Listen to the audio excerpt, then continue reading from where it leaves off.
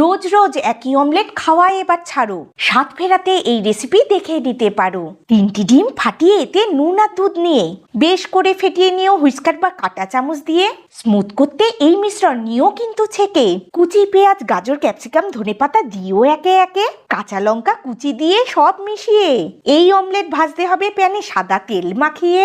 এবার এমন ডুমো হাতায় অল্প মিশ্রণ নিয়ে অমলেট খানা ভাজতে হবে প্যানে ছড়িয়ে দিয়ে। উপর থেকে হালকা হালকা ড্রাই হয়ে এলে রোল করে সরিয়ে নিয়ে আরেকটু ব্যাটার দিয়েও ঢেলে আবার একটু হলে ড্রাই রোল করার পরে একই প্রসেসে সব ব্যাটার ভেজো ভালো করে। এইভাবে সব ব্যাটার ভাজা হয়ে গেলে হালকা হাতে উল্টে পাল্টে ভেজে নিও প্লেটে তুলে এবার কেটে সমান মাপে প্লেটে সাজিয়ে গরম গরম সার্ভ করো গোলমরিচের গুঁড়ো ছড়িয়ে। তবে তার আগে সস এমন দিতে ভুলো না। করে খেয়ে খাইয়ে দেখো এর স্বাদের নেই যে তুলনা।